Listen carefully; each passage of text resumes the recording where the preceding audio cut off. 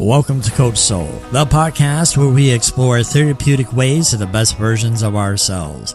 I'm your host, Steve Hudgins. I'm a licensed professional counselor dedicated to helping you navigate life's challenges. In each uplifting episode, we'll discuss mental health, relationships, self-care, emotional well-being, and personal growth, providing you with valuable insights and actionable tips to thrive. Join me and with my co-host, Evelyn, a therapeutic life coach, where sometimes we'll even welcome special guests to our show that share their experience and expertise. Whether you're looking to improve your relationships or find greater joy, you're in the right place. So let's embark on this transformative path together and discover a healthier and happier you. What a beautiful morning, Miss Kenya. I mean, you know, when you think about waking up, the first thought is, do I really want to get up? Oh, we got to be real. Comfy bad. Comfy bad. All day long. Let's go. Mm-hmm. And so you got to reach out for that cup of coffee, get your caffeine going and get that mojo going to get the energy. You know, sometimes are we too independent on the juice?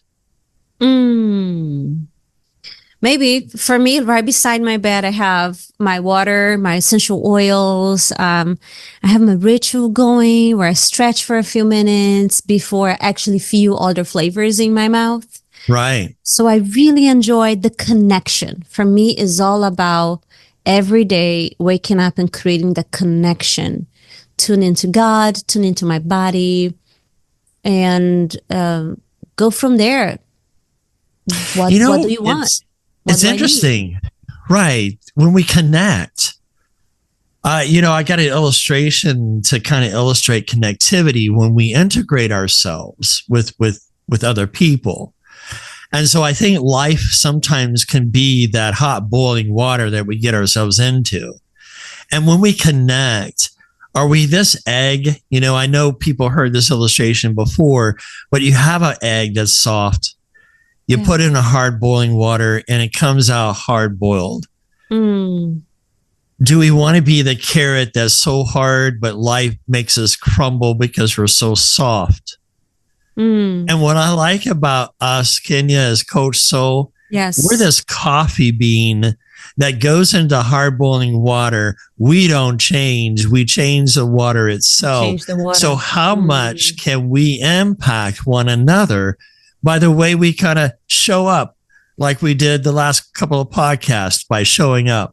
So how do we take connection and be able to influence the lives around us in such a way that we add flavor to other people's lives, but don't turn us bitter? Oof, I love that so much. And it's not a doing, babe. It's not a doing, Steve. Dear listeners, it's how you be. So if I want to influence love, what do I resonate? Love. Love, yeah. I pour that. I pour that in me, so I spill over. I notice that with my children all the time. I notice that with animals. Like they feel it in. What is our flavor? What are we emitting? What are we... You know, you hear that on Coach. I know you hear, and I hear too, but I say you because I know you do more one-on-one live coaching. My coaching is usually online. It's not what you say, is how you say it. That's the flavor. Oh, right. I love you, okay? Stop it. Okay, that didn't sound very loving. Or convincing. Most of the times we are craving something that appears to be outside of us. So I want my husband to love me, and I want him to give something to me that I have not been giving to myself. So I'm pretty much dry. Talking about flavor, there's dryness. So let's take these three approaches. Yes. And let's just go one at a time, right?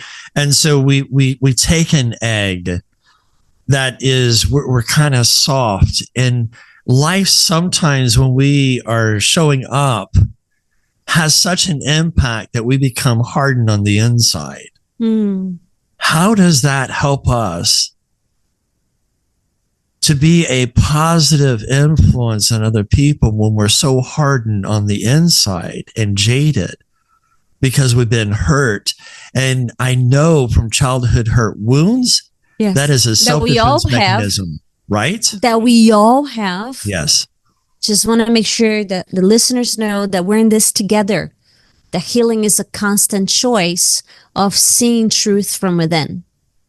So in my experience, and hundreds of people that I was able to touch up until now, probably more with this podcast, maybe thousands now. When you allow life to harden you, you believe that what life was telling you was true. You believe that sun was not coming out, right? I have a friend in Sweden. Oh my gosh, I love her so much. Helena, hi baby. And she loves Sweden. But there is a season of summer that is this much.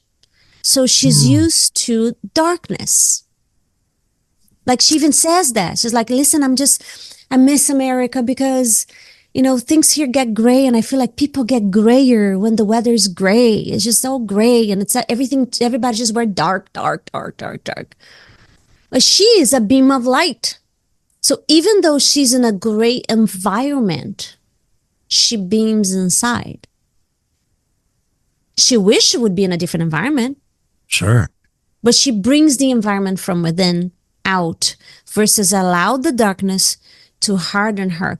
But fun fact, I remember when I first came to America and I was a bit depressed. It was too cold. It was too dark. It was too very different than Brazil. I mean, I was excited the first time I saw snow and everything. Right. And dear listeners, this is not just one side of the perception of the darkness. I'm literally talking about weather darkness, but it could be an environment of abuse darkness. It could be an environment of taking advantage of other people darkness. It could be the darkness of emotional, spiritual lack of light or lack itself, the appearance of lack. So we have all been hardened. Let's lead with that. No, honestly, I mean, it when you think about it breaks the trust. You know, I think of a little kid that's in the dark and they hear a bump in the night, mommy, dad. And we go in, what's going on? There's a monster underneath my bed or there's a monster in my closet. And it's that darkness that makes us to freeze. And so sometimes we do become hardened. Correct. Because we want to avoid the fear. We want to avoid the pain in our life. We want to protect. Yes. We want to protect. It's not a conscious, ooh, let me harden myself right now so I can be okay. It's not conscious. It is the survival brain, subconscious, red light, emergency, lockdown. Brain. Exactly. Right. You go into lockdown. Here's the thing, dear listeners, if you're listening to right now and you feel like you are in lockdown because things are dark, my intention for you is to see that you get to choose. I know it sounds like, what do you mean? I'm not even able to get up in the morning. Got it. But can you choose to breathe light? Can you choose to breathe hope? Can you choose to breathe possibility? One possibility is to remain closed down in the darkness. What could be another possibility? So carry on. So the flip side, you have a carrot that's hard. The hot water makes it soft. And so the flip side, when I think about this, I mean, when you think about soldiers who lose a limb, some of them have the resiliency of saying, I'm going to come back. You know what? A friend that I fell out of touch with, it was Mr. Strickland. And he has a fascinating story where he lost both legs. Half of his skull was missing, wasn't expected to live. his wife flew over to Germany and stayed by his bedside. And yet she sang songs to him. But to talk to him, he has such a positive outlook. He could have been hardened. Yeah, he was hardened by life and what happened. But like you said, he chose to be able to become soft, so to speak. But softness does not mean that we are being taken advantage of either. There we go. There we go. Soft does not mean that you lose your voice, that you lose your will, that you become a reflector of everybody's wishes and desires upon you. Right. So there is a fine line. I believe that what we just witnessed through this metaphor is the pendulum swing. Totally hearted, totally soft, falling apart. Right. Right? And it's okay, dear listeners, if you're experiencing that, oh my gosh, I don't even know what I want. Who am I again? If you're answering those questions, perfect. You notice, because in the moment you notice, you can do something about it. You can, and you are the protagonist of your life. And at any moment you can say plot twist. And then she opened her heart. And then he opened his heart. And she embodied her voice. And plot twist is always available to you. You know, when you are hardened like a carrot, therapy is that boiling water. Because what we're doing is bringing him back into the softness of your heart, not to be taken advantage of, but to help you define an authentic self, a self-identity. And we'll get to the next one here in a second. But when I think of what therapy can do for people, it is able to draw out those childhood hurt wounds to say, you have the power now that you didn't have back then. It doesn't define you. You define yourself. Oftentimes, I mean, I've had clients that were so close. I had a guy that was so close into therapy. I mean, it was so bad that his abuse was he was in a dog cage and fed with, food and things like that. It's just so abusive that as I was working with him to do kind of a Gestalt type therapy, meaning the empty chair, I wanted him to write a letter because he wanted to go back and visit, Sure. people. Sure. Best. Yeah. He just stopped.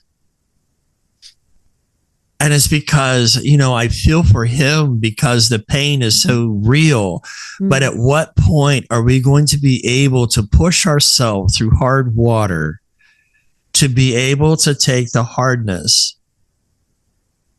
and to be able to become soft again, but empowering ourselves? That's the key, to empower, because we're misled that we don't have power because power was taken away. And we become conditioned behavior because of that. So what's the next thing? Is the coffee bean. It's learning how to be authentic to yourself, that you become the influence about people around you. And sometimes that takes some tough calls, Kenya. Okay, so Steve, here's the thing. What comes up for me is, how do you even know? How do you know? I have my own answers, but I want our listeners to hear your perspective. How do you know? How do you know who your flavor? How do you come from completely hardened to completely no voice, or people pleasing? That's a good way of putting it. Like, okay, I just give you everything, whatever, it doesn't matter, which is actually apathy. Okay. Like, I don't care. I just complete survival mode. Into becoming you. When you are faced with death, when you have just the unknown that's facing you, is where do you go from there? Mm. And so in order to heal, I had to accept my pain and realize that pain is not killing me. I'm killing me by avoiding the pain. There we go. There we go. And so in order to find the life that I needed, I had to shed the false lies that I was telling myself. That I had to stop expecting others to love me in the way I needed and just accept them, but to love them in the way they needed. And carry on. How, in order to love them the way they needed, what do you needed to feel? I had to show up. I had to have that self-love for myself, that I'm okay, that so one of the things that I taught myself, that I teach my clients, is we get this thought that I'm not worthy. Correct. That's so powerful, because how many people say I'm just not worthy, I'm not good enough. So what I walk to my clients is a passage in scripture that talks about take every thought captive and make it obedient to the truth. So obedient. I can tell my dog to it with silence, with finger motion, that he can sit, he can lay down. I do the scissors and he'll bark real softly. I trained him, but I didn't have to discipline. I gave him positive reinforcement to get that. So I'm making him obedient. Well, to capture something, I think of a zoo. You're capturing an animal to observe the behavior of its environment. So you take this thought, worthless, you're capturing it. How are we going to make this obedient to the truth? So I ask myself and I ask my clients, whose image are you created in? God's. Okay. So when we say we're not worthy, we're saying God's not worthy because we are part of him. And that resonated so much in me that God has really inspired my life, that I went from a 34% chance of living. As long as you don't kill me and I hit a bus, I got a long chance of living. And I take good care of myself, and the doctor has given me a good, clean bill of health. The cancer is not coming back. I've been healed. It's a miraculous type thing for me.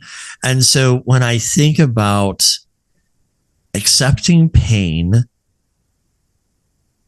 but rebuilding myself to tell myself I'm empowering my childhood in me. I am lovable. I am worthy. And so sometimes I have to shed toxic people out of my life to be able to be a positive influence to others, like a coffee bean. So let me tell you what I heard you saying. Sure. Oh, so powerful. The thoughts of worthiness or unworthiness will always come knocking the door. I'll repeat it for those in the back seat. Ding dong. It will come. Sometimes several times a day, sometimes on a daily basis, but it will come like a bird flying by. Would you agree with the bird, with the voice, with the thought? Even if it's, but Kenny, it's not outside, it's inside my head, it's my thought. Well, what if it isn't? Right. It is the thought, doesn't mean my thought. You still have the choice to agree. That's what I heard you saying. And this invitation for as long as if you're identified as a human, can I see the hands? If you identify as a human, you will always have a thought or a collection of thoughts of questioning who you be. And you get to answer the question in the way that supports the vision of who you are or who you want it to be. That you share that, because I teach at a university, And one of the things that we have to go through is teaching them how to diagram, to geneogram. At first, I was going to have my students to diagram each other. Sure. But I became vulnerable, owned my story, gave them my geneogram to diagram. Mm-hmm. Do you have a relationship? No. Do you have a relationship? No. What's happened in your background? Well, there's been some abuse. Okay. But that doesn't define me. But I owned my story. Was it difficult? At times it was difficult. Of course. I can imagine. But I had to tell myself, how are other people going to learn how to be effective therapists if I don't show up? 100%.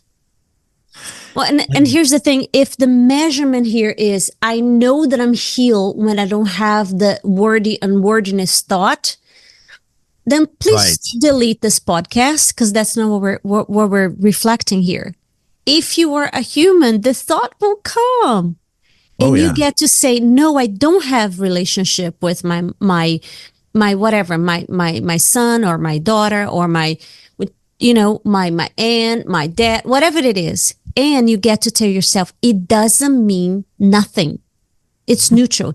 What it means is I cut off toxic people out of my realm of resonance. Because I know I am worthy, I get to be surrounded by people that see me as I see me.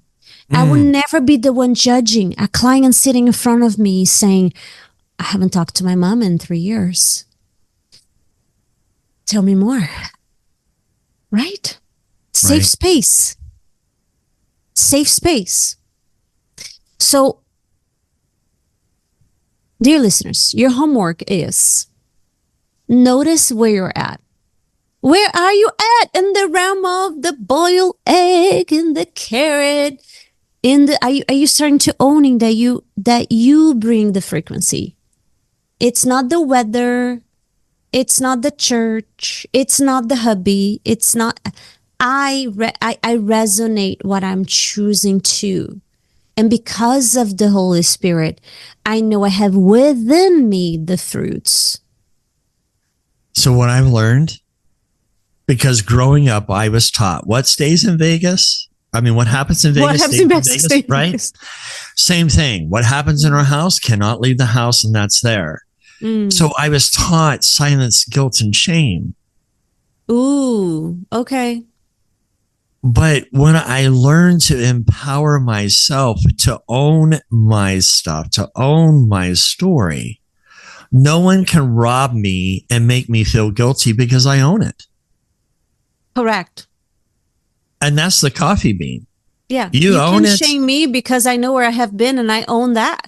That's right. So the power of the coffee bean is so powerful that you can have a story that impacts other people, to influence people to grow. We're such a divided country right now. Who's going to be the coffee bean to start the healing process of bringing all cultures together? It doesn't matter about the sex, race, age, gender. It doesn't matter. What matters is that we bleed red, and can we be supportive and hold safe space for one another, that we can start brewing the coffee and get high on caffeine with each other because of the impact that we bring. Cheesy, I know. No, but it makes cheesy. A lot of sense. I love the clarity of our unique flavor. I love the clarity. As I own my unique flavor. And there's so many podcasts, there's so many conversations to have around owning. What do you mean by owning unique flavor? Well, because we look at our thumbprint, right? This is like the 3D manifestation that we are different and we are so alike. We're here to love, to be loved, to We're here to express yourselves and your unique gifts. Do you even know what your gifts are? Do you want to discover? There's so many clues that God has put in your realm for you to dive deep into what makes you tick, and trust that. Trust your gifts. Gifts don't come out of you for no reason. They're here to be given away, just like we're doing it right now, Steve. That I'm so pumped about this podcast, that we get to share our gifts, our thoughts to anyone that tune into this. And if this has been helping you, dear listeners, share with your friends. We're investing a lot of thought and a vision into where we are allowing this podcast and our voices to be heard in 4 corners of the world. So thank you so much for commenting, for sharing, for just being here, and allow Steve's voice and my voice to be to stir some truth in your soul. Because in the end of the day, I dare to say we believe that there's not one way. Right? If you get to go to who I am, who Kenya is, and all the places I have been, and so many modalities that I have explored on, as well as Steve, it's not just one way. It's the way that is right for you to experience your reflection, to experience healing, to experience empowerment. There's not one technique. There's the one that reflects truth for you to become more of you. So Kenya, do you drink coffee? I do. How do you like your coffee? Often, but I do. How do you like your coffee? I like my coffee. I have to think. I like my coffee with stevia, and maybe once a week, not every day. Yeah, but it's like just black. With a little bit of sugar, stevia. Okay. But that's your coffee, right? That's my coffee. I like hot lattes with coconut milk with sugar-free vanilla, but add a little bit cinnamon to the latte. Oh, wow. Specific. Like it. I'm specific coffee, right? And so here's the dynamic. We all have flavors within our own coffee. It's still coffee. Can we accept the differences that, gross, Kenya, you drink it like that? Why cause pain? Why not just say, okay, Kenya, that's unique. I may have to try it someday. Right. I've tried black coffee. I had to drink it when I was in the Army because on cold nights, you got to have something hot. And so my grandpa always said, you drink the black coffee like that, you can grow hair on your chest. Well, I just don't know about that saying. But that man, he invented cold coffee before cold coffee came into my grandmother would make hot pots. And it would sit there. So it was either cold, warm, or hot. He would drink it all day long. Wow. And it was straight black. But he was a very good, wise man too. But here's what I'm going to go with this so that we can end with the podcast. I hope you were able to, as listeners, to understand the 3 different dynamics you can be in this life. You can let life harden you. Correct.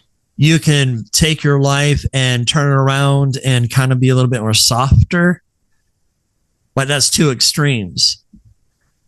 We want the balance of you're recognizing your self-worth, that you add flavor to this life. But we accept each other's flavor because we are a melting pot.